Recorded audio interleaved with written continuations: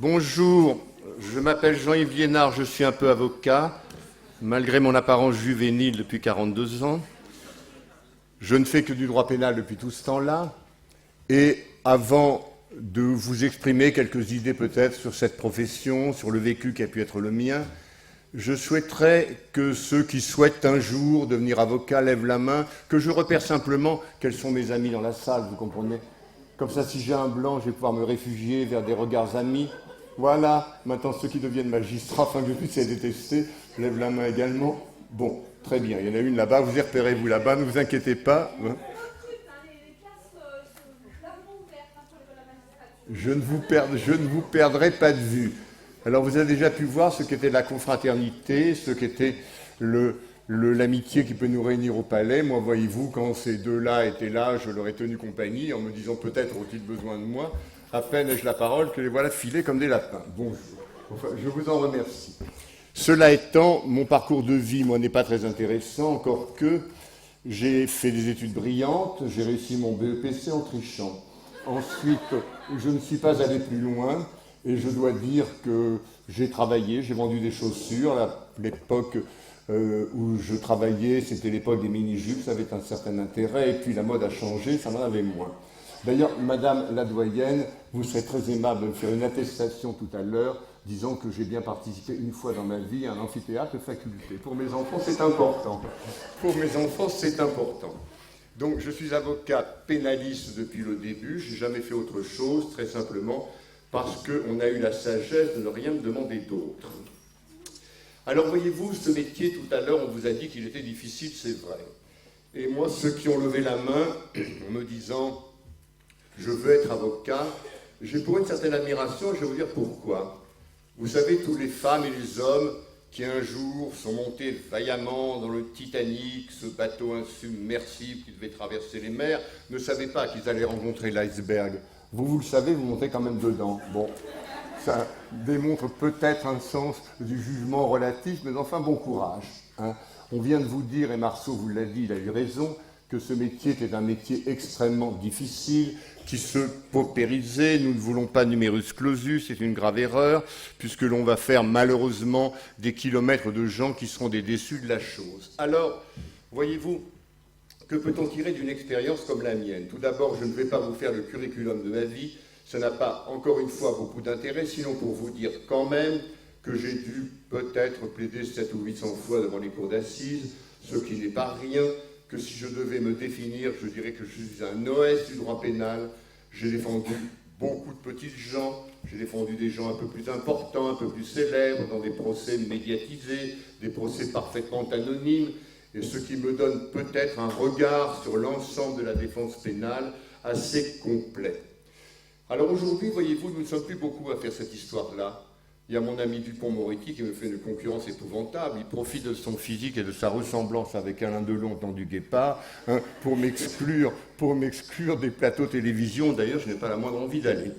Donc, ce droit pénal où nous étions il y a quelques années une quinzaine à pratiquer sur le territoire national, aujourd'hui c'est réduit comme peau de chagrin, très simplement parce que je me demande s'il y a encore beaucoup de place. Alors, ce droit pénal qui a connu une évolution qui me paraît, moi, très inquiétante et qui, malheureusement, n'est probablement pas en train d'évoluer dans le bon sens avec les tragédies qui nous occupent actuellement. Je pense bien sûr à la Belgique, à la France, je pense à tout ce qui menace et tout ce qui arrivera demain, hélas.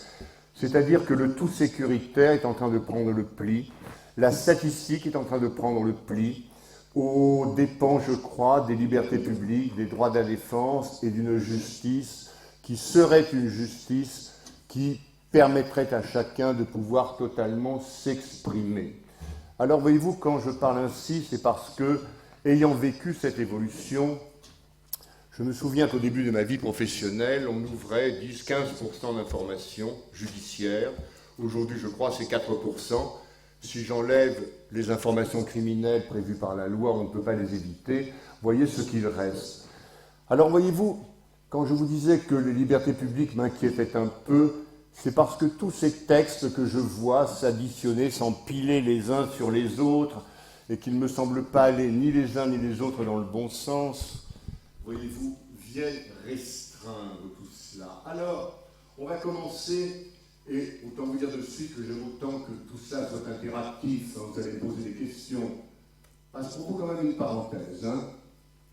Vous savez, il y a des étudiants qui vous posent une question en espérant avoir une réponse. Il faut vous la donner avec quelle joie vais-je le faire, bien sûr. Et puis il y a des petits malins qui essaient de vous coller. Alors ceux-là, ils ont le droit de le faire, moi j'ai le droit de répondre, que le meilleur gagne, on est d'accord. Hein. C'est les règles du jeu. Donc, voyez-vous, quand je vous disais que les textes s'empilaient dans le mauvais sens, on va commencer par le début. Un procès pénal, ça commence comment? Ça commence par une interpellation, bien sûr. Et puis, ça va immédiatement déboucher sur une garde à vue. Vous savez, cette fameuse garde à vue que les avocats ont tellement critiquée, qui est tellement critiquable. Alors, sous la force du droit européen, des baïonnettes plantées dans le dos du législateur, on y a introduit l'avocat. Mon Dieu, quelle belle affaire! Mon Dieu, quelle belle affaire! Un professeur, madame la doyenne, que je ne citerai pas, mais un professeur important, de droit pénal, avec qui je m'exprimais un jour, disait, en termes moins fleuris que les miens, mais je n'ose m'exprimer devant des jeunes filles de cette manière, parce qu'il paraît qu'il y a des jeunes filles ici, enfin quelques hommes quand même, disait, l'avocat en garde à vue est à peu près aussi utile qu'une péripatéticienne sans train arrière. Il l'avait dit autrement. Il l'avait dit autrement, pour être franc, il avait dit comme une pute sans cul. Bon, mais ça, je n'osais pas le dire. Bon. Parce que, voyez-vous, l'avocat, on l'introduit en garde à vue, c'est obligatoire. Madame, à quoi sert-il? Il arrive, benoîtement, alors on est poli quand même, on est obligé de l'attendre, ça agace un peu. C'est humiliant pour le policier, ça l'est pour la défense aussi, il faut bien savoir. Alors vous arrivez, vous n'avez pas d'accès au dossier. Ah, quelle est la définition de notre profession? L'avocat est celui qui conseille et qui défend. Pouvez-vous conseiller sans dossier? Comment faites-vous? Tous les conseils que vous pourriez donner pourraient être des mauvais. Et ce n'est pas le moment de plaider encore, ce sera un peu plus tard. Donc vous êtes en garde à vue d'aucune espèce d'utilité. Alors les âmes bien pensantes du barreau, il y en a, vous savez, vous dites, mais c'est une avancée considérable des crétins. Ça fait 15 ans que l'avancée considérable n'a pas bougé d'un demi-centimètre. Alors nous arrivons, nous sommes reçus, bonjour maître, attendez, asseyez-vous, alors attendez maître quand même, les toilettes au premier étage c'est plus propre quand même, vous, parce que là, vous allez fréquenter celle des détenus, vous allez voir, c'est pas très propre. Alors nous sommes là, nous sommes sans dossier, ce qui veut dire que nous avons une présence muette et parfaitement inutile. Alors un jour, on aura peut-être le dossier, c'est ce que réclament à corps et à cri, et on a raison de le faire, mais à quoi nous servira-t-il si l'on y réfléchit un tout petit peu plus loin? Quand vous avez un dossier de flagrance, qui comporte 40 cotes, bien sûr que vous allez les lire, bien sûr que vous allez conseiller à la lumière de ce que vous avez lu et analysé. Mais quand vous arriverez sur une commission rogatoire d'un magistrat instructeur avec un dossier de stupéfiants qui fait déjà 800 000 cotes, avec des tonnes de kilomètres d'écoute téléphonique, eh bien, qu'est-ce que vous allez faire? Vous allez lire tout ça, mais certainement pas. Ce qui veut dire que là encore, voyez-vous, on dépense énormément d'argent. On couvre la situation parce que, dans le temps jadis, à la place qui était la nôtre, nous pouvions critiquer la garde à vue en disant « Attendez, les avocats n'y sont pas, c'est un moment tragique. » Et le fait est que c'est un moment tragique. Je prends un exemple qui n'est pas si vieux. Ça ne remonte pas aux Carolingiens, vous allez voir. Ça remonte à une petite trentaine d'années, même pas. C'est en Bretagne. Une jeune fille, Caroline Dickinson, a été sauvagement violée et assassinée. L'affaire fait grand bruit parce qu'elle est anglaise, parce que les Anglais nous mettent un peu de pression, parce que l'affaire est horrible, et on déclenche véritablement le plan tempête du désert, pour interpeller. Et on interpelle un espèce de vagabond, casier judiciaire, aussi fleuri que la tête d'un cocu, et puis ce bonhomme, on le colle en garde à vue. Et qui l'interroge? Eh bien, ceux qui jouissent du capital de popularité le plus fort en France, les gendarmes. Sachez, Madame la Présidente, que vous n'êtes pas très populaire, moi encore moins. Je vous dis ça pour vous consoler. Sinon, vous auriez été malheureux ce week-end, je ne voulais pas, ça ne pas. Donc, les gendarmes, coefficient, je crois, de satisfaction de 95%. Bon. Et puis, ce malheureux gardé à vue va reconnaître. Mais il ne va pas seulement dire « je suis l'auteur de ce viol et de ce meurtre », parce que ça n'aurait pas grande valeur. il va décrire la position du corps, il va décrire la couleur des sous-vêtements, en d'autres termes, des tas d'éléments que seul l'auteur de ce crime était en mesure de révéler aux policiers. Sauf que les policiers, eux, bien sûr, en avaient connaissance. Alors, on va l'inculper à l'époque, on n'était pas en examen. Vous savez, on adore changer les appellations. Avant, on inculpait, maintenant, on nomme examen, c'est la même chose. Hein. Il n'y a plus de vieux, il n'y a plus que des seniors, donc on va plus vite à mon compte de. Hein, ça revient un peu pour même tout ça. Donc on l'a inculpé et on l'a placé en détention. Nous étions en 1995 ou 1994, c'est-à-dire la première année de l'exploitation de l'empreinte ADN. Quelle chance, mon Dieu, quelle chance. À l'époque, il fallait 3 mois pour pouvoir exploiter l'ADN et le violeur avait éjaculé dans le ventre de cette malheureuse gamine. Donc on avait une empreinte exploitable et 3 mois plus tard, on se rend compte que ça n'est pas cet homme. On le remet en liberté, bien sûr. L'affaire ne va pas plus loin au moment où je vous parle. C'est-à-dire que personne n'a l'idée, par exemple, d'aller interroger le directeur d'enquête pour savoir par quelle magie extraordinaire il a pu obtenir des aveux aussi, je vous en prie monsieur, asseyez-vous, comment il a pu obtenir des aveux aussi détaillés, aussi circonstanciés de quelqu'un de parfaitement innocent. Et puis les années passent, on finit par interpeller un peu par hasard aux États-Unis l'auteur de cette infraction, il est confondu par son ADN, condamné à 30 ans, on n'en parle plus. Mais voyez-vous, ça vous montre cette affaire, et seulement cette affaire, quelles sont les limites de la garde à vue, les dangers de la garde à vue. Imaginons une seconde que ce malheureux routard au casier judiciaire ait été interpellé 2 années avant. Eh bien, à l'heure où on se parle, il serait probablement en train de tourner dans une centrale à Enzisheim ou à l'île de Ré, ou je ne sais où, en train de raconter « je suis innocent » avec des tas de mecs autour de lui, pour au fond, toi aussi, on est tous innocents ici. Voyez-vous, c'est pour vous dire que c'est un moment extrêmement important, la garde à vue, parce que, d'abord, le gardé à vue va se trouver en état de très nette infériorité. C'est difficile de garder à vue, c'est fatigant, c'est long. Vous avez vu qu'il y a un excellent film qui a été fait là-dessus avec Serrault, je crois, et puis je ne sais plus qui. Pardon ? Ventura, voilà. Serrault et Ventura, et qui démontre le cheminement d'un type qui, à un certain stade, dit allez, j'ai volé la Tour Eiffel et Tour de Notre-Dame, marquez ce que vous voulez. C'est un moment très fatigant, et c'est fait pour ça d'ailleurs. Et voyez-vous, c'est un peu une exception à la française, cette histoire-là. Beaucoup d'autres systèmes ne connaissent pas la garde à vue, ou dans d'autres systèmes, la garde à vue est tellement inopérante parce que l'avocat intervient immédiatement, et bien qu'on n'y compte pas. Nous, on espère toujours, on se dit, allez, on a 80% de chances d'avoir confondu telle personne pour telle infraction, et bien les 20% qui nous manquent, on l'aura en garde à vue. Donc il y a forcément une pression qui va s'établir. Il y a une difficulté à vivre ce moment. Alors, on y a introduit l'avocat. Je vous disais, premier arrêt sur image, et puis j'attends votre première série de questions. L'avocat en garde à vue, totalement inutile. Si vous regardez vos textes, et vous les regarderez, la garde à vue se passe sous le contrôle du parquet. Elle ne se passe pas sous le contrôle du barreau. Alors on y a introduit un avocat qui ne sert foutre Dieu à rien et qui coûte une véritable fortune. Hein. Alors on est déficitaire, la justice ne sait pas comment faire, hein, les magistrats, madame, vous n'allez pas me dire le contraire, si à partir du mois de novembre vous voulez un stylo bic, vous allez lâcher. Hein, parce que si vous le demandez, vous l'aurez en septembre de l'année suivante. Hein. Bon, d'ici là, vous n'aurez pas rédigé vos jugements, bien sûr. Bon. Donc, tout simplement, la justice est pauvre, on dépense beaucoup d'argent qui ne sert strictement à rien. Alors, il y aurait un autre système, bien sûr.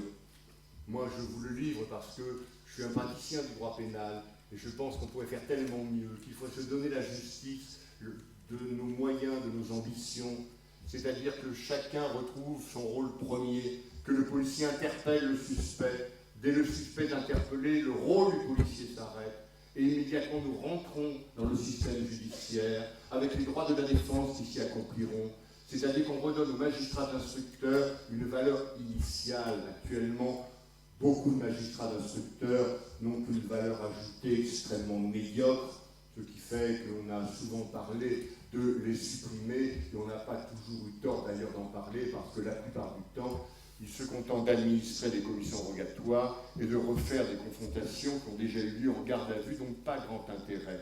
En revanche, si on se donnait les moyens, en multipliant le nombre de magistrats, peut-être en donnant aux policiers des moyens supérieurs sur le plan technique, sur le plan du personnel humain, d'interpeller, dès l'interpellation faite, c'est terminé, monsieur. Votre rôle s'arrête. Là, les libertés publiques exigent que l'on puisse rentrer dans le cycle des droits de la défense avec un avocat qui verra le dossier, qui pourra conseiller celui qui un jour aura à répondre devant un juge d'instruction. Là, voyez-vous, nous serions infiniment mieux protégés. Bien sûr, ça coûterait un peu d'argent. Bien sûr, les policiers auraient beaucoup de mal à accepter cette nouvelle manière de concevoir leur rôle. Mais vous savez, quand on a enlevé au magistrat instructeur le mandat de dépôt, aujourd'hui, ça n'est plus le juge d'instruction qui vous place en détention. Fut un temps, c'était le juge. Puis on a fait quelques circonvolutions, il y a eu le juge, et puis après il y a eu le débat chez le juge, puis après il y a eu le JLD, puis il n'y a plus le JLD, puis à nouveau le JLD, enfin bref.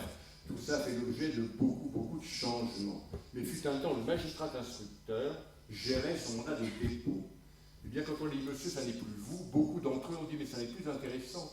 Comme si l'intérêt de la profession était de placer en détention. Je pense que si on expliquait aux policiers que l'intérêt du policier, c'est d'interpeller au maximum le suspect, et qu'ensuite il sort du jeu parce que ça n'est plus son rôle, il finirait peut-être par l'accepter. Ça, voyez-vous, c'est la première observation que je voulais faire, moi, en tant qu'avocat pénaliste, parce que des gardes à vue, j'en ai beaucoup souffert, je les ai beaucoup critiqués, je les critique encore beaucoup, et ça n'est pas la présence totalement inutile et décorative, elle le sera de plus en plus que le barreau se féminise, de plus en plus décorative donc de l'avocat en garde à vue, qui va, je crois, ajouter, ou plutôt protéger, de quelque manière que ce soit, les libertés publiques. Alors, parenthèse, bien sûr, on va m'objecter que maintenant on accroche le radiateur, c'est stupide. C'est stupide, vous savez, pour ceux qui, comme moi, ont connu une autre police, ont vu également l'évolution très positive, très simplement parce que le personnel policier a beaucoup évolué. Aujourd'hui, sachez que pour devenir officier de police, on passe un concours plus difficile que le vôtre. Donc, vous avez des gens qui ont un niveau, ayant un niveau, on ne conçoit plus les choses de la même manière. On n'a plus cette espèce de religion absolue, de la garde à vue, de l'aveu, de ce que vous voudrez. Bon, donc voyez-vous, première observation, en ce qui me concerne, je serais très heureux qu'un jour, on adopte un système où, dès le départ, dès le premier jour, parce que ça compte le premier jour du monde, après il y aura le deuxième jour, le troisième jour, et puis un jour le procès, qu'au premier jour du monde, les libertés publiques soient totalement protégées. Aujourd'hui, je prétends qu'elles ne le sont pas, ou qu'elles le sont mal, ou qu'elles le sont insuffisamment, que l'on dépense beaucoup d'argent qui ne sert strictement à rien, mais c'est évidemment une mine d'or pour les jeunes avocats, et là, je ne me fais pas que des amis quand je tiens ce genre de discours. Pourquoi? Parce que le barreau se paupérisant, eh bien l'avocat en garde à vue est payé pour le faire. Alors il va planter ses fesses sur une chaise pendant 20 heures, à la fin il va avoir ses 200 ou 300 euros, un bingo, il n'ouvre pas le champagne et la blanquette de Lilou parce que c'est moins cher, mais enfin il est au moins heureux de pouvoir offrir à sa petite amie, pendant la publicité du feuilleton du Dr House, une boisson pétillante. Donc c'est pour vous dire, voyez-vous, que sur le plan des libertés publiques, ça ne vaut pas grand-chose, il y aurait vraiment une autre réflexion à mener, elle est politique, je crains malheureusement que nous n'y soyons pas, il n'empêche qu'on a le droit de dire ce que je ne me prive pas de faire. Y a-t-il à ce stade-là des questions que vous auriez à poser, ou des critiques que vous auriez à me faire? Mais que dites doucement, je suis un être fragile. Vous avez dû le sentir d'ailleurs. Pas de questions? Je pense qu'ils n'osent pas. Mais si, il faut oser. Je vous promets. Moi j'ai une question. Ça va être vite là, ça vous là. Dans l'affaire Caroline Dickinson, Oui. je partage tout ce que tu as dit. Je partage tout ce que tu as dit, t'inquiète pas.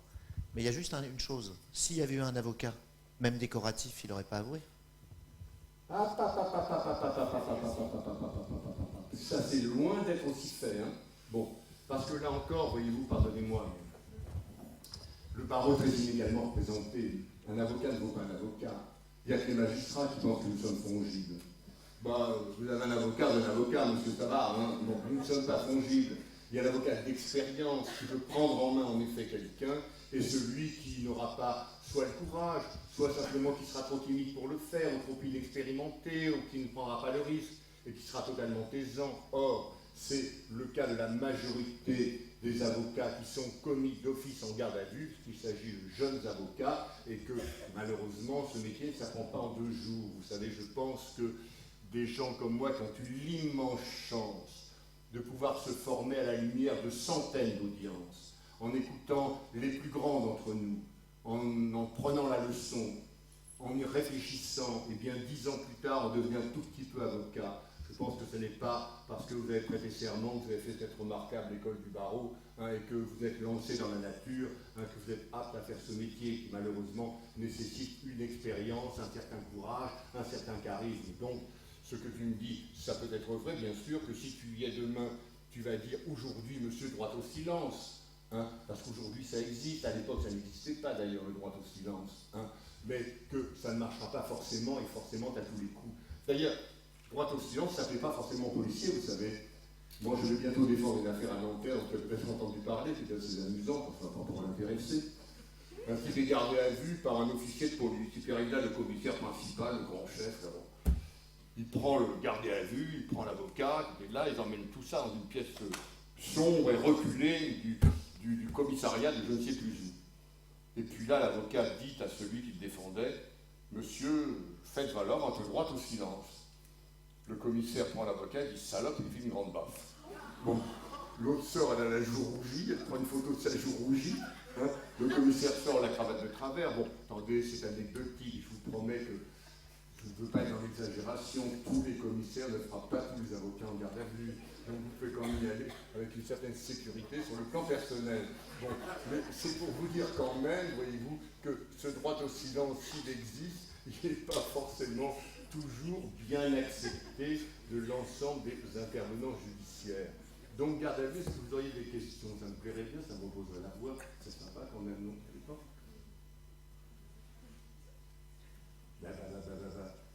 Mademoiselle, je vous aime.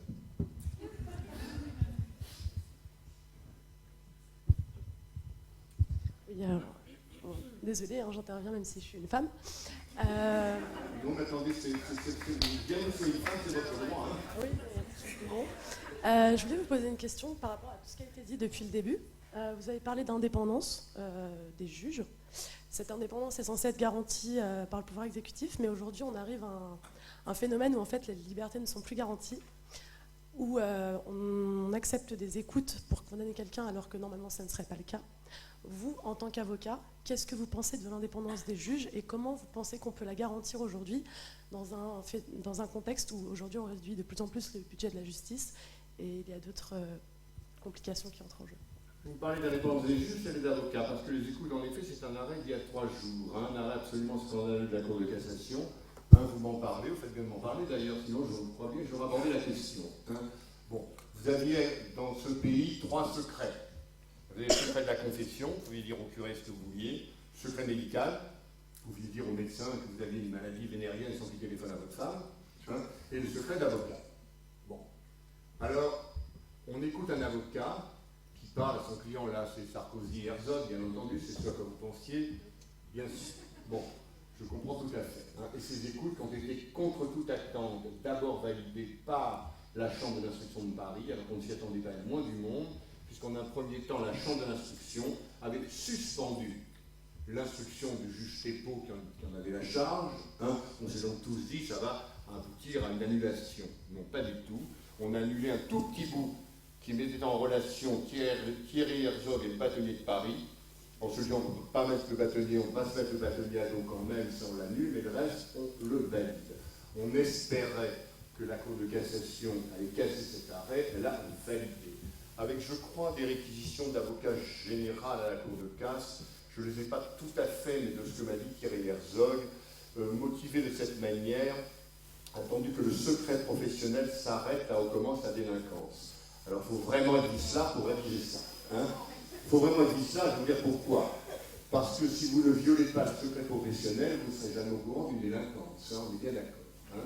Et voyez-vous, cette sécurisation des relations que l'on peut avoir téléphoniquement, enfin le téléphone c'est un instrument de communication moderne, que je sache, avec ceux que nous défendons, aujourd'hui, elle est totalement menacée. Enfin, elle n'est pas menacée aujourd'hui. Moi, ça fait 30 ans que je parle plus au téléphone. Ça fait 30 ans que je parle plus au téléphone, ça c'est pas d'hier. Hein. Tout simplement parce que soit administrativement nous sommes écoutés, soit nous pouvons l'être judiciairement. Alors on vous dit, mais c'est pas vous, c'est vos clients, mais c'est la même chose.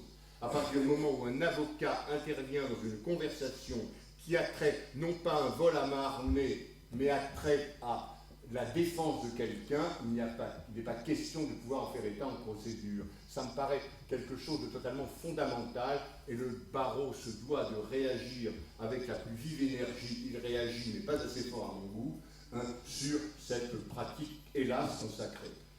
Donc, vous avez raison, aujourd'hui, ça existe malheureusement à la lumière d'un arrêt de la Cour de cassation. J'espère que ce sera un arrêt factuel, mais bon, vous savez, il n'y a plus aucune sécurité là-dedans. Hein. En tout cas, moi, je déplore. C'est comme extravagant, cette histoire-là.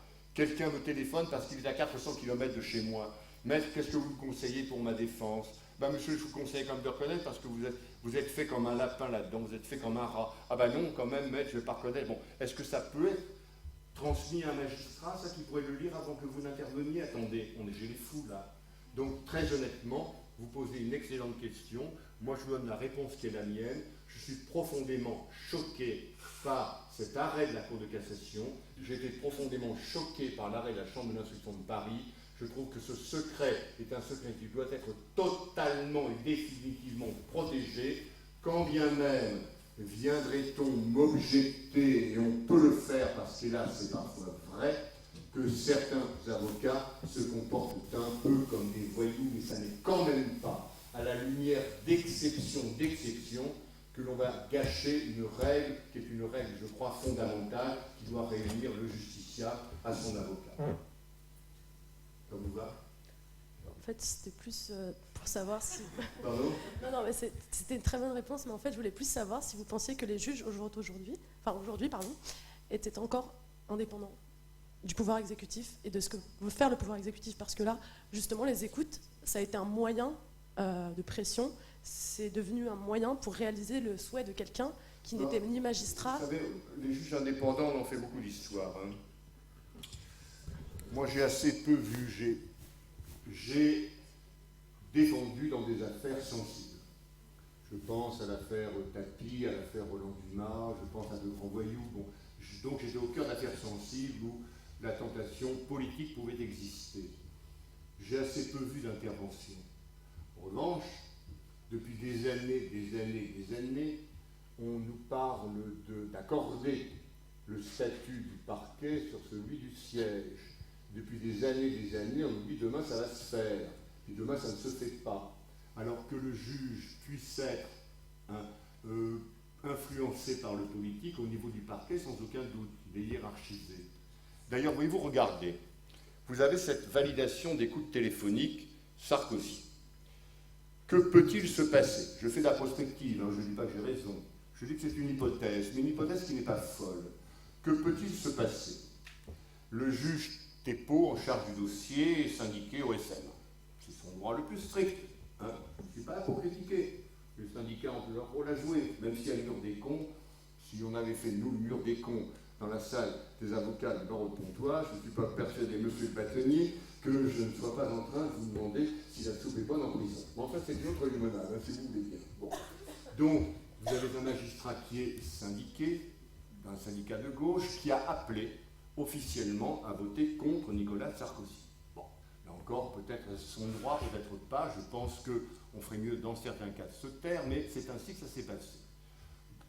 Alors, le parquet, qui maintenant a la maîtrise, non pas de tout, mais qui a au moins la maîtrise de l'audience et de l'audiencement. Vous savez que le parquet a 3 mois pour faire valoir sa position dans les termes du réquisitoire définitif, qui sera transmis au juge et qui va préluder à l'ordonnance de renvoi, qui n'en sera généralement d'ailleurs que la copie conforme. Eh bien, si le parquet n'a pas envie d'audiencer tout de suite, attendez, moi, si je suis le pouvoir politique aujourd'hui, avec M. François Hollande qui cristallise 85% de mécontents, ce qui est quand même pas si mal, hein, c'est un record, il faut être fier, hein, mais qui a quand même pour volonté de se représenter, hein, c'est extravagant dans l'histoire, vous imaginez, 85% des Français disent « je veux plus vous voir, monsieur hein, », on n'aime pas les gens qui se teignent les cheveux, hein, et puis malgré tout, vous cramponnez aux branches. Il a intérêt, lui, 100 fois, à avoir comme adversaire Nicolas Sarkozy, plutôt que Juppé, parce que c'est moins dangereux. Parce que si là, Nicolas Sarkozy gagne la primaire, entre la primaire et l'élection présidentielle, on peut ouvrir tous les tiroirs de la terre autant qu'on veut et dire maintenant, mon cher procureur, audiencez-moi l'affaire des écoutes avec Sarkozy et son avocat Herzog, en avant la musique, faites-moi un beau procès. En d'autres termes, le juge, par l'intermédiaire du parquet, pas du siège, a la possibilité d'influencer le jeu de la démocratie. Et vous avez raison de me poser la question, parce que ça existe. Vous savez, moi j'avais vécu de loin la précédente élection présidentielle. Ça fait un moment que la politique me donne véritablement des envies de meurtre. Je ne suis pas persuadé que je retournerai voter un jour. En tout cas, en l'espèce, je n'y retournerai pas. Mais à l'époque, Strauss-Kahn, souvenez-vous, était tout en haut des sondages. Il était 60%. Bon, c'était imparable. Strauss-Kahn allait emporter le morceau. Et je discutais un jour avec un proche de Sarkozy, donc j'ai oublié le nom, qui ne regarde que moi. Je lui dis, enfin, il n'a pas peur, là, ton taulier, il n'a pas peur? Il ne répond pas du tout. Il me dit, tu vas voir, il dit, en septembre, 60% l'autre. En octobre, 65%, en novembre, 65%, en décembre, en janvier, et en février, on ouvre un tiroir à deux, parce qu'ils en avaient comme ça. Strauss-Kahn, de ce côté-là, sachez que c'est une bonne nature. Sans aucun doute, cet homme a de quoi, je crois, réinventer tous les soirs le Kama Sutra en verlan. Bon, donc, Strauss-Kahn est une bonne nature, mais ils en avaient autant qu'ils voulaient. Il y avait un travesti au bois de Boulogne, il y avait des tas de choses. Donc qu'est-ce qui se passait? Il laissait Strauss-Kahn s'installer, gagner la primaire à gauche au Lamain, qui pouvait l'aller disputer Aubry, la régressive, bon, entre deux pinards, Hollande qui à l'époque pesait 3%, il n'y avait pas de concurrence. Bon, donc on le laissait venir, et puis au dernier moment, bingo, bingo, bingo. Ce qui veut dire que là encore, voyez-vous, dans la précédente élection, il y avait une possibilité, je ne dis pas que tout ça serait passé ainsi, je dis qu'il y avait une possibilité pour le juge d'influencer directement le jeu de la démocratie. Donc votre question est une excellente question, voyez-vous, et j'y réponds en vous disant que le danger que vous évoquez existe. Il me paraît très limité du côté du siège, il me paraît en revanche tout à fait prégnant et possible du côté du parquet, et le seul fait qu'il soit possible le rend totalement insupportable. Y aurait-il d'autres questions? Ah, celle-là, je ne vais pas l'aimer, mais c'est pas grave. La question, pas la dame. Par rapport à votre positionnement sur... alors, j'ai pas lu l'arrêt de la Cour de cassation, excusez-moi, je suis en très grande faute, donc voilà, simplement je note qu'il y a une chambre de l'instruction et la Cour de cassation qui vont dans le même sens. Donc peut-être qu'ils ont un peu fait de droit, mais ça, je ne sais pas, c'est peut-être osé de ma part de le penser. Ce que je remarque aussi, c'est cette individualisation du juge d'instruction qui a longtemps été... comment dire, et quand on vient de parler pendant 2 heures de déontologie et de faire attention au comportement individuel pour pouvoir rendre l'institution crédible, je pense que c'est important de réagir, puisque justement, j'imagine que dans ce dossier, il y a une collégialité du juge d'instruction, donc la personnification du juge d'instruction me paraît un danger auquel le législateur a voulu revenir par cette collégialité de juge d'instruction pour les affaires complexes ou difficiles, pour mettre à l'abri les personnes et que celles-ci soient instruisent en fonction de la procédure et non pas en fonction de leurs convictions personnelles. Ce que je voulais dire aussi par rapport à cette affaire, c'est que certes, le procureur peut... Effectivement, il y a ce lien hiérarchique que nous regrettons tous, parce qu'il y a une unité du corps entre magistrats du siège et du parquet de par notre fonction et les passerelles qu'on peut avoir de l'un à l'autre. C'est le même corps, on est magistrats tous les deux, et nous réclamons depuis très longtemps de couper ce lien avec le pouvoir exécutif pour que chacun à sa place soit un magistrat qui garantisse les libertés individuelles. Mais le juge d'instruction, procéduralement, peut passer outre le réquisitoire définitif du parquet s'il estime que les choses ne sont pas faites en temps et en heure et que les délais ne sont pas respectés. Donc le juge d'instruction a la maîtrise de son instruction et peut régler le dossier malgré tout. Donc il y a quand même procéduralement des garde-fous qui peuvent être utilisés. L'influence, il y a certains dossiers très médiatiques pour lesquels effectivement le pouvoir politique est toujours suspecté d'intervenir et d'avoir des juges à la botte. D'un côté comme de l'autre, parfois on prête aux magistrats des combats tel le justicier sur son destrier pour lutter contre telle ou telle personne. Je pense que justement de ce dont on vient de parler aujourd'hui sur le comportement, la déontologie et les règles de procédure à respecter doivent être des garde-fous qui doivent empêcher ce discrédit porté sur la justice et retrouver cette confiance en l'institution. Je pense que c'est la base de notre intervention. Madame la Présidente, ce que vous dites n'est pas faux, mais n'est pas complet. Alors moi, je vais comme vous compléter par une question très simple. Qu'est-ce qui audience? C'est pas un peu le parquet? Qu'est-ce qui fixe les dates? C'est pas un peu le parquet? Qu'est-ce qui choisit sa chambre? C'est pas un peu le parquet? Ah, bien entendu que vous allez me dire que oui. Le juge d'instruction, bien sûr qu'il a une liberté, madame. Il peut suivre ou ne pas suivre des réquisitions. Le parquet peut ensuite en appeler, bien sûr. Tout le monde a des moyens de recours.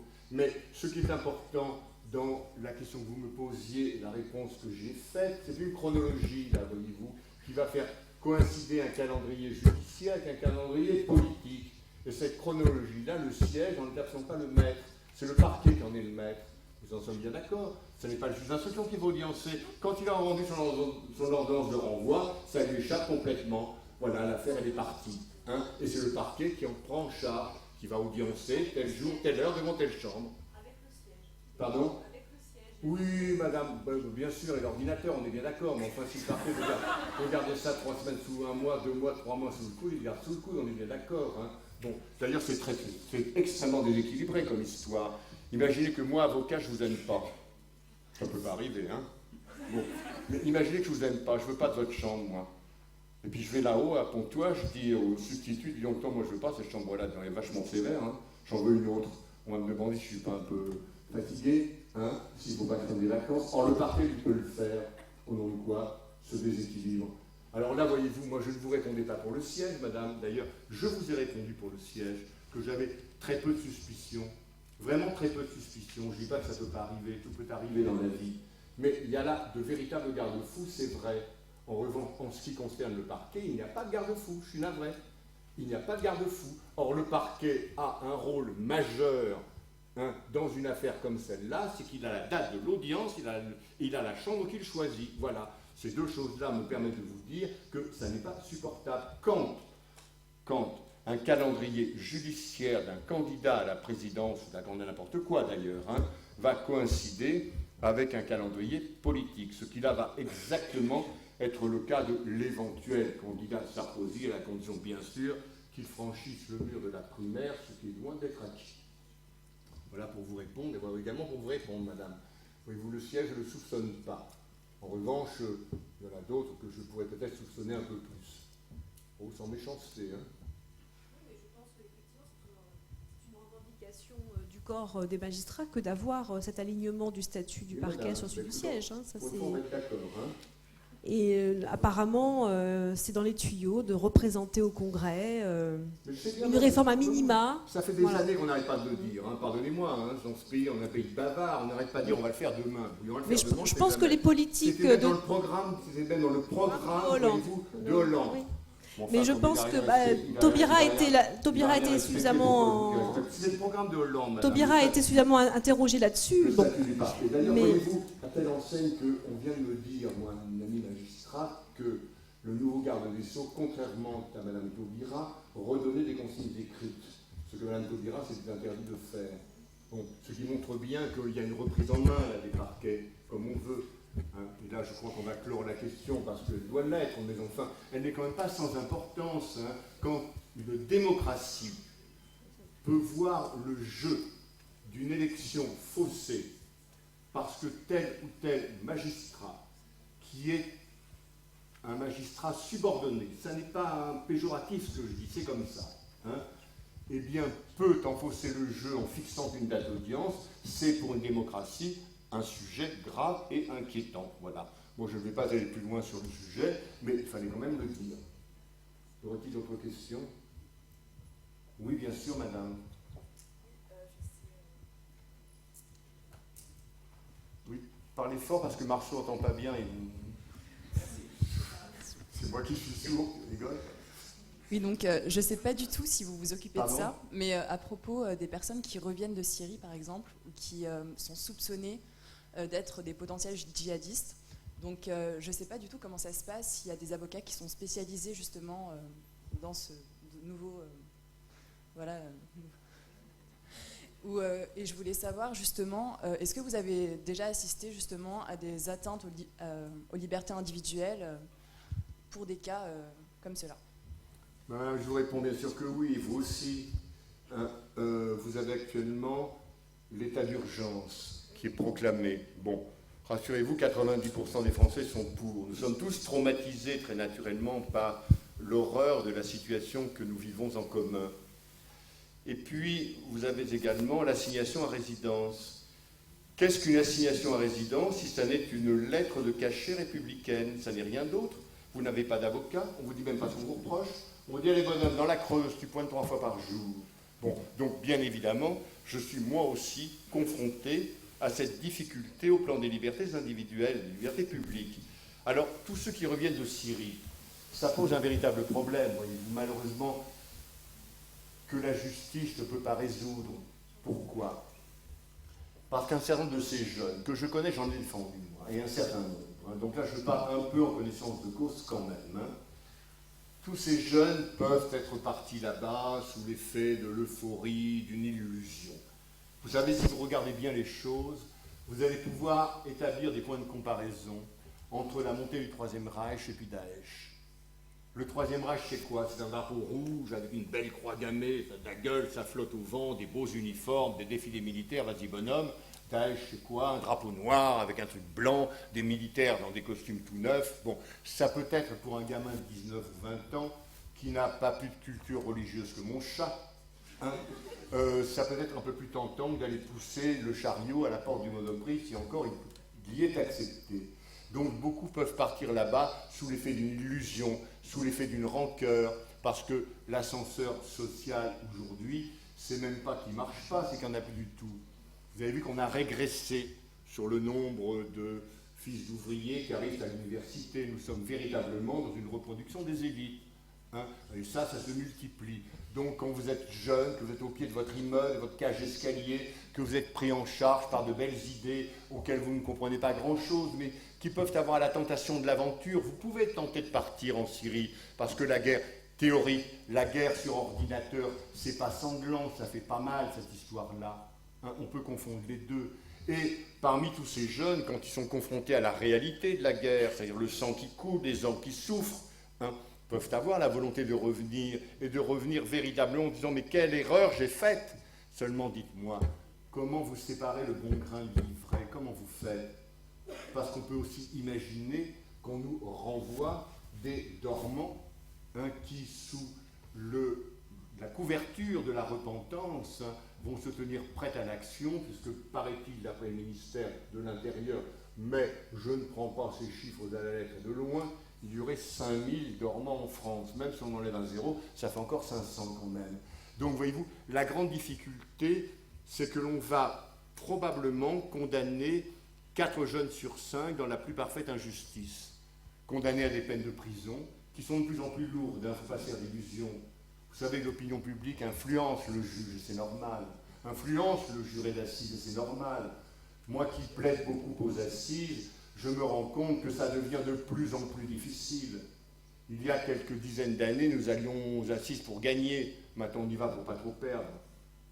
Tout simplement parce qu'à force de dire les mêmes choses, ça finit quand même par intégrer l'opinion publique, évidemment, ça se ressent dans les décisions de justice et les décisions de cour d'assises. Alors oui, ces jeunes, moi, je n'ai pas de solution. Je n'ai pas de solution. Dans les prisons, on va les mettre dans des quartiers privilégiés, entre guillemets. C'est-à-dire que ce que Badinter a utilement supprimé, les QHS, sont en train de revivre sous une autre forme. Qu'est-ce que c'est que le QHS? Vous aviez les meubles scellés. Le type est trop petit, il était obligé de manger en faisant comme ça parce qu'il ne peut pas arriver à son assiette. Tous les quarts d'heure, on frappe à votre porte et vous levez la main pour montrer que vous êtes toujours vivant. C'est-à-dire que c'est un régime auquel on pouvait résister avec une très bonne nature quelques mois, mais pas plus. Moi, j'en ai vu sortir de QHS, c'est mon époque quand même. Je me souviens très bien de la bataille de Badinter dont j'ai eu l'honneur d'être un peu le proche, hein, et de mon ami Pelletier qui le défendait aussi, bon, le QHS rendait totalement fou. Donc on est en train de faire revivre, hein, dans les prisons. Moi, j'ai une femme que je n'ai pas totalement reniée, mais presque, hein, qui est juge d'application des peines à Fleury-Mérogis, qui dirige le taulière là-bas. Les taulières chez moi, les taulières là-bas, les taulières partout, celle-là. Bon, donc, et qui me dit, mais on ne sait pas comment faire, alors on les met dans des quartiers spécialisés, mais on va les mettre entre eux, avec des promenades dans des cours dont on ne mettrait pas un chien, voyez-vous, tellement c'est petit, tellement il y a du grillage partout. Quelle est la solution, madame? Moi, franchement, si je l'avais, vous savez, je vous promets que je serais le premier à l'exprimer. Parce que d'un côté, vous avez un intérêt, un enjeu social majeur, mais majeur, c'est d'essayer d'éviter au maximum la reproduction de ces horreurs que nous avons vécues, et qu'on n'évitera pas complètement d'ailleurs. Et d'un autre côté, ben, vous avez le sacrifice d'un certain nombre de gamins qu'on devrait peut-être accueillir comme la parabole, hein, du mauvais sujet repenti en tuant l'agneau gras, hein, et que l'on met en prison avec des familles qui ne comprennent pas. Mon gamin a été dévoyé, il est parti, il revient, mais comme il regrette, comme il n'est pas du tout dans cette obédience. Bon, voilà. Donc là, aujourd'hui, nous vivons dans un monde qui de plus en plus devient sécuritaire, qui ne risque certainement pas d'évoluer dans l'autre sens. Je le souhaite ô combien, mais je ne crois pas que ce soit le cas. Donc, je n'ai pas de solution à vous proposer. Sinon, celle actuellement qui est prise, mais qui n'est pas la bonne, parce que si vous passez, c'est la 16e chambre à Paris, hein, qui connaît ce type d'affaires, je vous garantis que vous rentrez à l'audience de la 16e chambre, déjà vous retrouvez votre acte de contrition en latin, hein, si vous croyez en quelque chose. Hein. Vous allez faire brûler un gros cierge à Lourdes, un bonne Sainte Vierge, s'il vous plaît. Hein. Si vous existez, n'oubliez pas que j'existe. Bon, parce que vous savez que ça va être comme ça, avec des parquets qui sont extrêmement violents, hein, et des magistrats qui suivent, et si vous interjetez appel, vous en prenez deux de plus. Donc actuellement, c'est comme ça. Donc je ne pose pas de questions. C'est une enclave peut-être, une parenthèse, dans l'ensemble de la justice pénale qui se justifie par l'horreur d'une situation vécue en commun.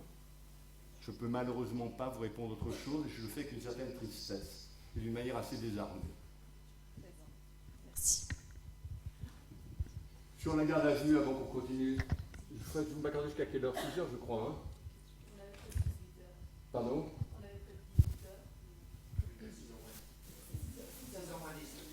Non, mais si ça vous gêne, on fait une pause à 20 heures.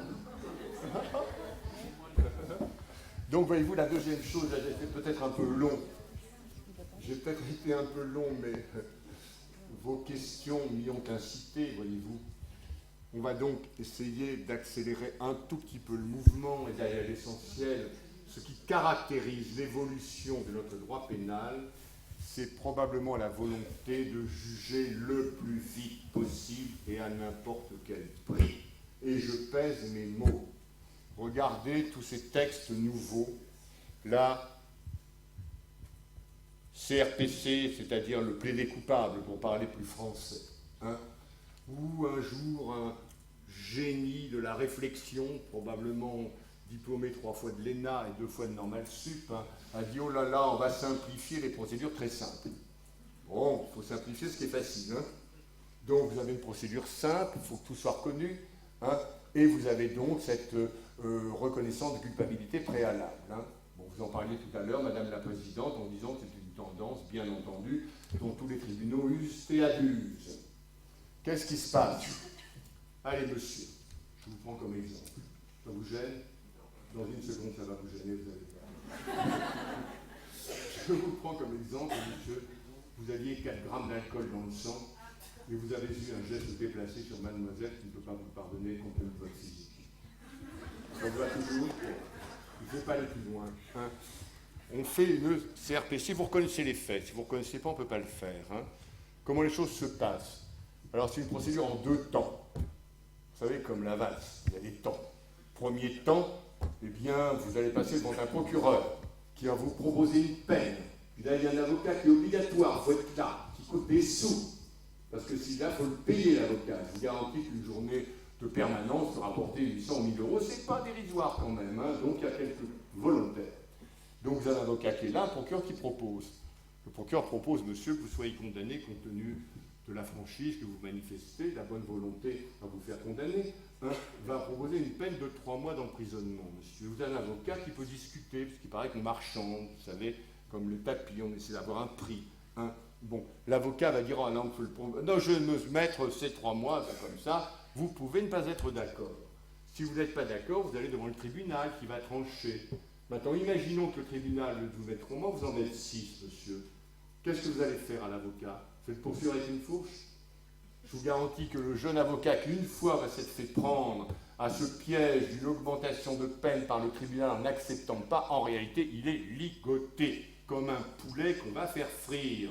L'avocat, donc, est là, ne sert strictement à rien d'autre qu'à entériner la décision du procureur, sauf à prendre un risque personnel qu'en ce qui me concerne, je ne lui conseillerais pas de prendre. Alors, première phase, donc l'avocat est là, il dit c'est un taux de maître, ça va, c'est comme ça, c'est pas autrement. Oui, excusez-moi, monsieur le procureur, hein, je voulais seulement me manifester. Et ensuite, on va, l'après-midi, faire entériner ça par le président du tribunal, qui là se transforme en postier. Vous savez, il a un tampon avec une Marianne qui fait PAN sur le dessus. Allez, j'entérine le jugement. Ce qui veut dire qu'on a perdu une demi-journée, on va en perdre une deuxième demi-journée après. Pour une affaire qui, si elle avait fait l'objet d'une comparution immédiate, par exemple, hein, aurait pris exactement 20 ou 25 minutes du temps du tribunal. Monsieur, vous reconnaissez, oui, vous êtes grave, oui, bon, maître, vous avez la parole, sa grand-mère est dans la salle, au 3e rang, levez-vous, madame, assurez-vous, enfin, je dis, madame, vous levez, bon, il ne le fera plus, il a compris.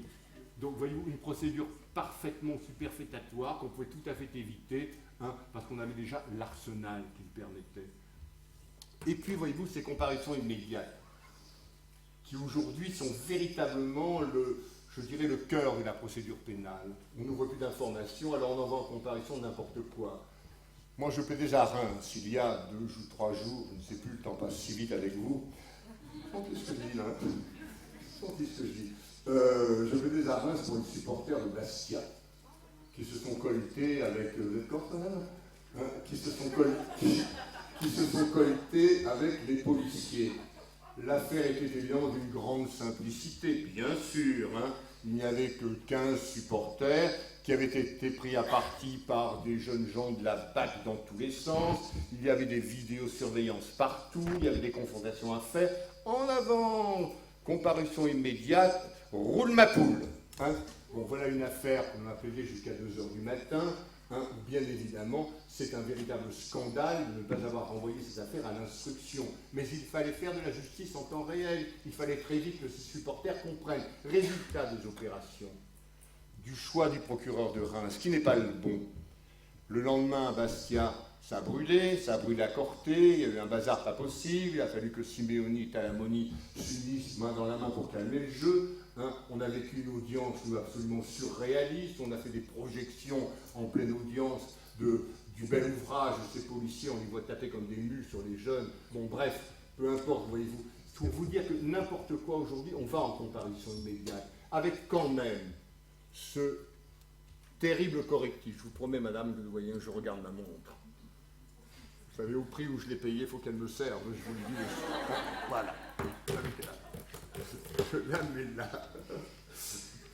Donc, voyez-vous, en comparution immédiate, on a en plus une justice qui est dérogatoire. Pourquoi? Parce que, Madame la Présidente, quand vous abordez de vos audiences correctionnelles et que vous décidez 6 mois d'emprisonnement, vous ne pouvez pas décerner mandat de dépôt, sauf en matière de récidive, de violence. Nous sommes d'accord. Hein, la loi ne vous permet pas, en comparution immédiate, 3 mois d'emprisonnement, décerner mandat de dépôt. Nous sommes d'accord? Bien sûr. Hein. Ce qui veut dire que vous avez une procédure extraordinaire, je dirais presque du droit commun, où on distribue les mandats de dépôt comme des petits pains. Si vous ne me croyez pas, 23e Paris, c'est pas dur, hein. Vous allez passer 2 heures, vous allez voir, ça roulera. Monsieur le criminel condamne à 3 mois, 4 mois mandat de dépôt, ce qui n'a aucun intérêt, si tant il est vrai que la prison est quelque chose d'extrêmement difficile, d'extrêmement polluant, qu'en 2 ou 3 mois on n'a pas le temps de mettre en place un suivi d'exécution de peine, on ne peut faire que du punitif, on ne peut faire que du répressif, on ne peut faire que cela. Donc, mais malheureusement, il y a une telle culture du mandat de dépôt en comparution immédiate que c'est quasiment systématique. Et que quand vous venez plaider, mais mettez-lui 3 mois, mettez-lui 6 mois, si vous ne mettez pas de mandat de dépôt, on vous regarde presque d'une façon bizarre. Donc, voyez-vous, ces procédures de comparution, où l'on voit actuellement un maximum de prévenus d'affaires petites, moyennes ou importantes, on peut quand même mettre 7-8 ans en comparution, attendez, hein, il ne s'agit pas de n'y mettre que 3 mois, hein, dérogatoires, je crois, du droit pénal général, sont absolument lamentables. Pourquoi? Parce qu'on n'a pas le temps, tout simplement. Vous avez beau, Madame la Présidente, y mettre toute la bonne volonté que vous voulez. Qu'est-ce que vous avez? Qu'est-ce que vous avez dans votre carquois? Une enquête de personnalité ne sert à rien. Moi, je vous dis tout de suite, bon, on perd notre temps. On a une bonne femme qui est là, qui va interroger, monsieur, votre père est vivant, oui, il s'appelle comment? Fernand, très bien. Avec un D ou un T? Avec un D. Bon, et votre mère s'appelle Françoise, c'est bien, c'est dit, je crois, Françoise, ouais. Bon, qu'est-ce que vous faites dans la vie? En d'autres termes, une femme qui ne fera qu'interroger et qui n'aura que les réponses qu'on veut bien lui donner. Donc, ça ne sert à rien, ça fait perdre du temps. On n'a pas les éléments de personnalité, on a une enquête quelquefois rapide, on a des confrontations qu'on n'a pas eu le temps de faire et qu'on ne fera jamais. En d'autres termes, au prétexte de faire du chiffre, de la statistique, de la justice en temps réel, eh bien on se prive parfois de faire la véritable justice. Moi, ça me choque beaucoup, mais c'est comme ça.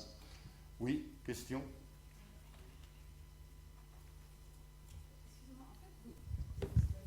C'est bon. Vous nous dites comme quoi on a fait de la justice rapide, etc.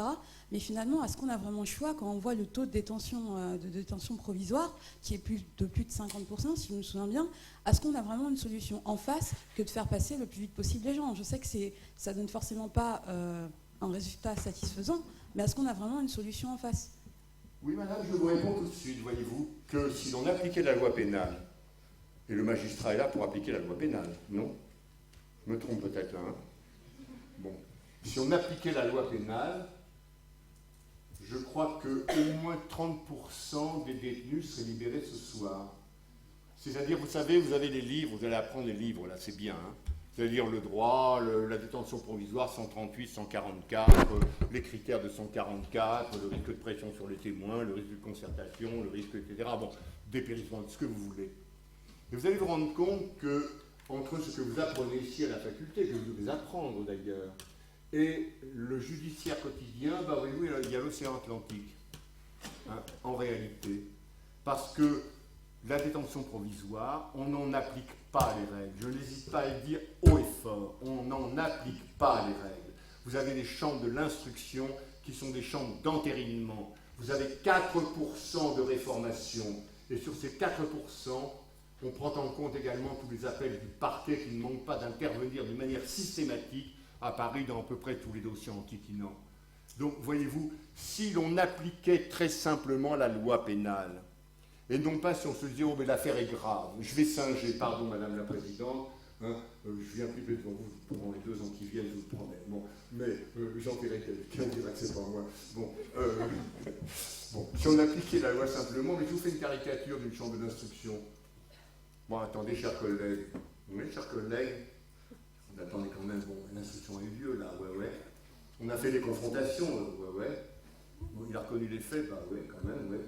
Oui, mais vous comprenez quand même, chers collègues, c'est grave. Ah, ça, je ne vous fais pas dire, chers collègues, on ne peut quand même pas le mettre en liberté. Ah, non, c'est grave, c'est marqué où ça?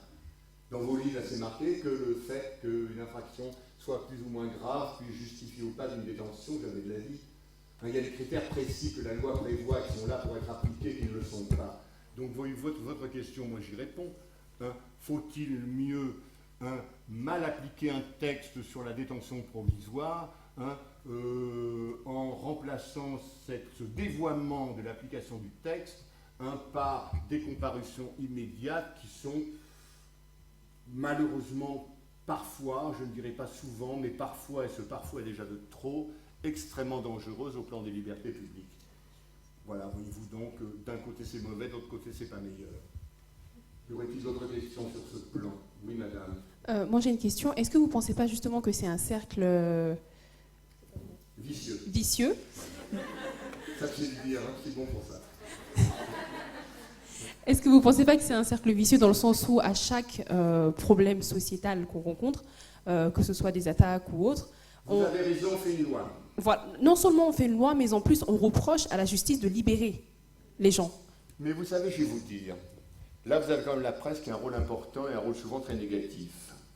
Sachez une chose que je vais probablement vous apprendre, écoutez bien, parce que là c'est très révélateur. Les trains qui arrivent à l'heure n'intéressent pas grand monde. Vous l'aviez deviné ça? Bon. Et moi j'en ai pas beaucoup qui arrivent à l'heure. Oui, d'accord. C'est de votre faute, vous avez qu'à vider le 16e, après tout, vous allez voir, ça va. Bon. Donc, voyez-vous, on fait toujours de l'exception une espèce de règle. Bon, il suffit, on va libérer des tas de gens. Aujourd'hui, l'exécution des peines en France marche pas mal. C'est-à-dire qu'on permet, par un accompagnement, de réinsérer, ou tout au moins de donner une chance supplémentaire de réinsertion à quelqu'un qui a été détenu. Mais quand ça marche bien, ça n'intéresse personne. Ces statistiques-là n'intéressent pas. En revanche, on va sortir le violeur qui va à nouveau violer un enfant. Bingo, ouverture du JT de 20h, aucun problème. Alors je vous la fais courte, vous êtes Poujadas, ouais, on a libéré un juge bizarre et il est retourné violer. Et là, paf, on envoie une équipe de TF1, TF2, TF3, TF4, on interroge tous les voisins, l'épicier, oh, dis donc, ça on ne l'aurait jamais cru, il est encore venu chercher son pain ce matin, il est gentil pour quand même. C'est exactement comme ça que ça se passe, madame. Mais évidemment que c'est comme ça que ça se passe. Et c'est là-dessus, si vous voulez, on va cristalliser l'opinion publique, en oubliant tout simplement que se rendent des milliers d'ordonnances qui sont productives, et que de celles-là, on ne parle pas, et que les magistrats, qui n'ont pas toujours suffisamment le goût de la publicité, ne le mettent pas en avant, ils devraient le dire. Mais attendez, arrêtez de nous emmerder. Forcément, ça va mal marcher. Est-ce qu'un seul chirurgien au monde peut vous garantir qu'un enfant opéré d'appendicite se réveillera de son anesthésie? Mais non, tous les ans, il y en a 5 ou 10 qui ne se réveillent pas. Voyez-vous, ça n'est pas sur ces cas-là que vous n'avez plus opéré d'appendicite. Alors, voyez-vous, bien sûr, on fait un texte, bien sûr. Bon, je me souviens un moment, on avait même plaisanté un type détenu à la centrale de Caen. Le médecin lui a filé du Viagra pour sa sortie. Et que un mot, bon, ce n'est pas cette affaire. J'avais bouffé du Viagra, c'est évidemment bon. C'est évident que le médecin à moitié fou, tout le monde est fou là-dedans. Mais voyez-vous, au lieu d'essayer d'expliquer à l'opinion publique le fonctionnement de notre justice, d'expliquer que la récidive, c'est un mal absolu, ça fait des victimes, ça fait des frais de policiers, des frais d'avocat, des frais de juge, des frais de gardien de prison, bref, qu'on doit tout faire pour l'éviter, que l'exécution des peines bien sentie, avec un accompagnement, avec un tuteur, un rail de gauche, un rail de droite qui vous accompagne dans votre réinsertion, ça peut largement aider, très souvent c'est fondamental. Et quand ça marche, il faut le dire, il faut accepter le risque que parfois ça ne marche pas. C'est ça justement toute la grandeur, je crois, de ce métier de magistrat, tout au moins dans ce domaine-là, et qui n'est pas toujours d'ailleurs bien compris. Vous savez, pardonnez-moi Madame la Présidente, maintenant c'est dans les 5 ans qui viennent que je donne tout devant vous, mais parfois on a quand même tendance dans la magistrature à ouvrir un grand parapluie, à se dire oh là là, là on ne sait pas, il y a un curé, on ne va pas le prendre. Enfin, votre question en effet est intéressante. Il est lamentable que les politiques aient certains comportements. Voyez-vous, j'entendais récemment un homme politique important que je ne vais pas nommer parce que je crois que ça ne serait pas bien de mettre en avant quelqu'un, il s'appelle Wauquiez. Bon. Il s'appelle Wauquiez et figurez-vous que vous avez un Polonais quelque part, la libéré de je ne sais quel centre, qui revient en France et qui viole et tue une gamine dans l'Est, je ne sais plus où. Et le dénommé Wauquiez, que je ne nomme pas, s'empare des réseaux sociaux et vient dire c'est Taubira, la loi de Taubira, laxiste, a permis la libération de ce Wauquiez. Cette espèce d'imbécile de Wauquiez ne s'est même pas rendu compte que la loi s'appliquait 6 mois plus tard. Voyez-vous, il n'empêche que c'était parti, la flamme était partie. Et personne n'est venu dire derrière, enfin monsieur, vous avez des ambitions nationales et vous venez encore apporter à une famille déjà dans le deuil la souffrance supplémentaire de se dire que peut-être, si telle loi n'avait pas été votée, eh bien, leur gamine n'aurait pas été assassinée. C'est lamentable. C'est une attitude du politique qui est lamentable qu'il faut mettre en exergue là, pas du juge. On va